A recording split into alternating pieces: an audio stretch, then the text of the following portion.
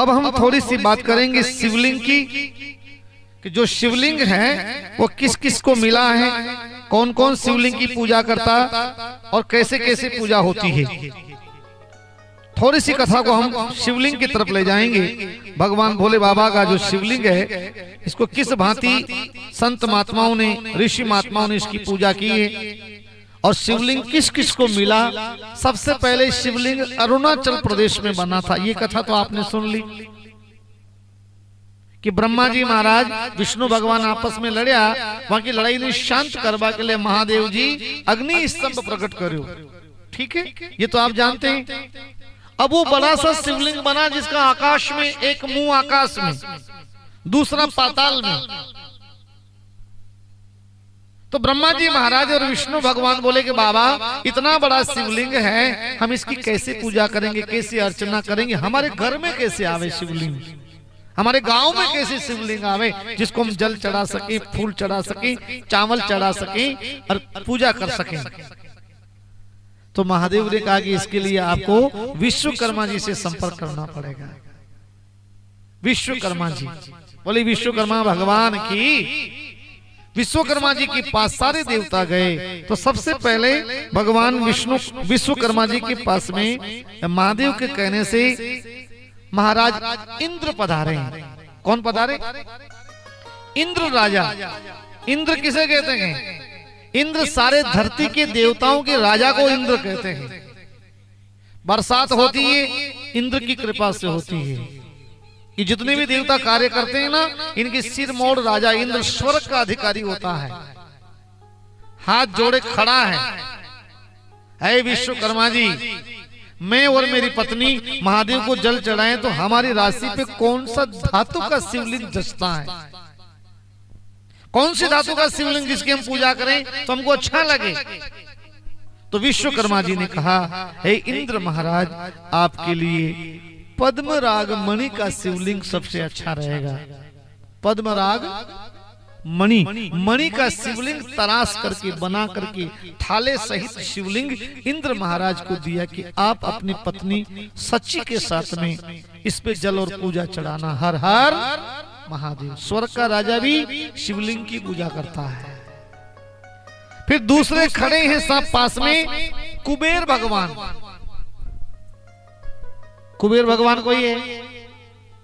धन का अधिपति। बार लक्ष्मी पूजन के दिन कुबेर भगवान की पूजा करानी।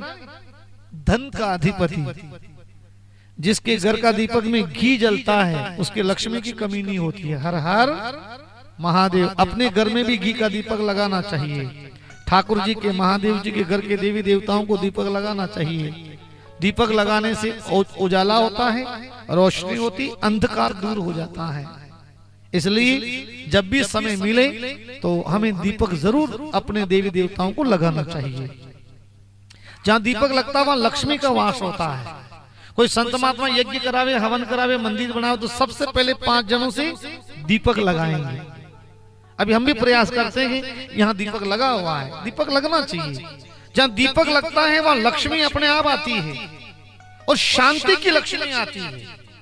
इसलिए कोई भी अनुष्ठान हो, आप 24 घंटे की रामायण कराओ, सुंदरकांड पाठ कराओ, आप कोई भी महादेव के अभिषेक कराओ, अनुष्ठान कराओ तो दीपक जरूर लगना चाहिए।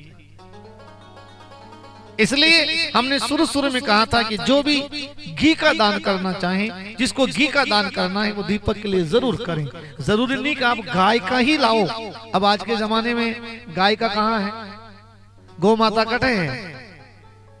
हालांकि बहुत सी जगह गाय की सेवा होती है, गाय का ही दीपक लगता है, लेकिन अब ग्रामीण क्षेत्र में गौ माता से लोगों ने मुंह फेर लिया है। अब खाली नाम रह गया गुवाड़ो, गोवाड़ी, गोवाड़ी। उस जगह का नाम गोवाड़ी, इसलिए उसको गोवाड़ी कहते हैं। माँ की गोवाड़ी में आजो महाराज, तो उसका नाम गोवाड़ी।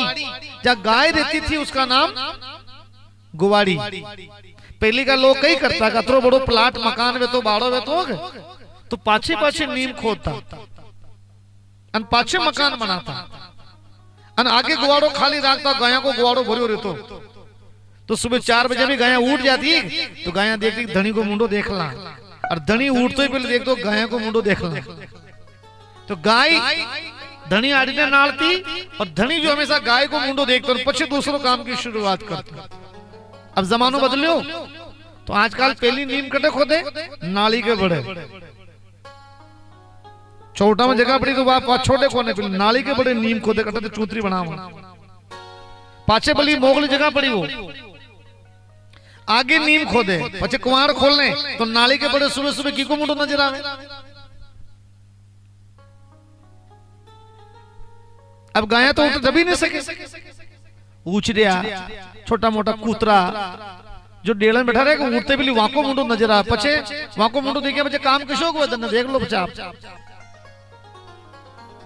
इले संत कहते हैं कि हमेशा गाय हमेशा हमारे घर में होना बहुत जरूरी है। भैंसियां भले 10-10 राखो भैंस की मनाई नहीं है, लेकिन एक गौ माता मुंडो देख बारे वास्ते दर्शन करवा के वास्ते एक गाय होना बहुत जरूरी है। बेतरनी कोई तारेगा अठू मरांगा चालांगा तो बेतरनी में कोई तारेगा। गौ माता तो गाय की पूंछड़ी बाणु पकड़नी चाहे कि मरिया बच्चे पकड़नी चाहे तो बाणु तो मोटी मोटी भैंसा राग मेरी घर में पूंछड़ी की पकड़ा बाणु तो भैंस की पकड़ा। भैंस को पूछ लो तो कभी भूलन पकड़ जो मती गाल लाल कर दे।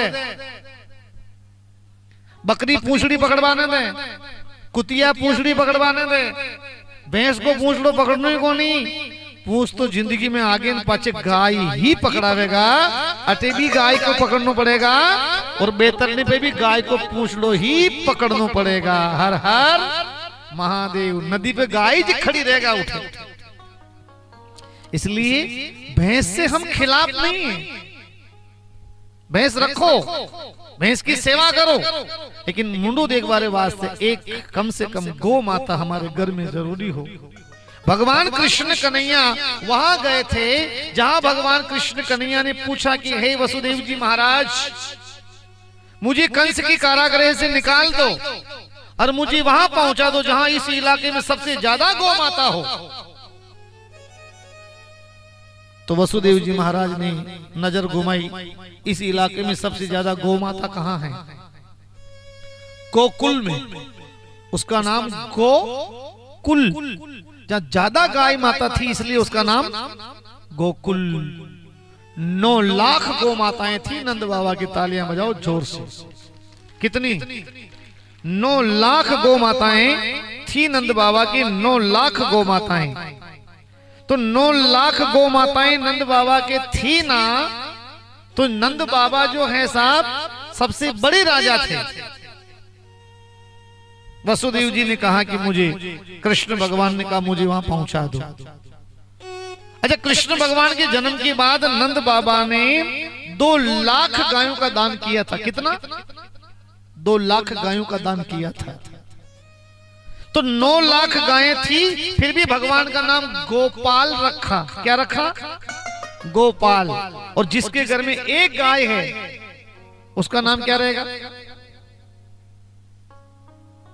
9 लाख गायें ही तो नाम कही हो गोपाल। और जिसके घर में एक गाय जिसको नाम कही भैंसपाल के बकरीपाल, ऊंटपाल नहीं। अगर आपके पास में 2 लाख गायां 9 लाख गायां नहीं है, एक गौ माता भी अगर ग्वाड़ा में बंधी तो उसका नाम भी गोपाल रहेगा साहब। क्या बात करते हैं आप? एक गाय वाले का नाम भी गोपाल, 9 लाख गाय वाले का नाम भी गोपाल। इसलिए एक गौ माता हमारे घर में रहना जरूरी है।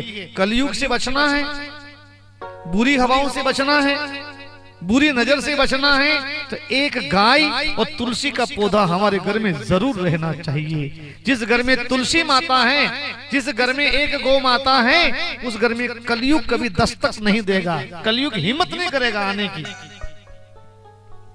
जिगर में डावा बनक बैठा में खांसी रहे धांसी रहे तो चोर 10 बार सोचे। बादशाह जाग जावेला, ठाकुर साहब जाग जावेला, भाभा जाग जावेला, जागे की तो जागी रहे, आखिर रात नींद ही नहीं आवे, किसान चोर बड़े। तो कलयुग उस घर में जाएगा जिस घर में गाय नहीं है। आप बड़ी गांठ बांध लेना इस बात की। कलयुग का दुष्प्रभाव उस घर में ज्यादा रहेगा जिस घर में तुलसी माता नहीं है।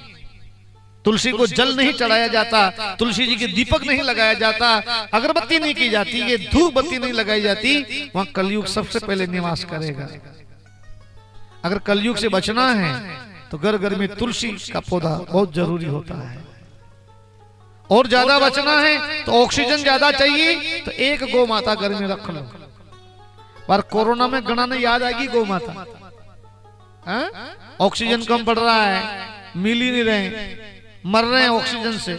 कतई नौजवान मर गया। और जिस घर में गौ माताएं बंधी थी, जिसने गाय का गौमूत्र पिया, छाने पे धूप लगाई, धुआं किया छाने पे, उसको कोई बाल बांका नहीं हुआ साहब। हर हर महादेव।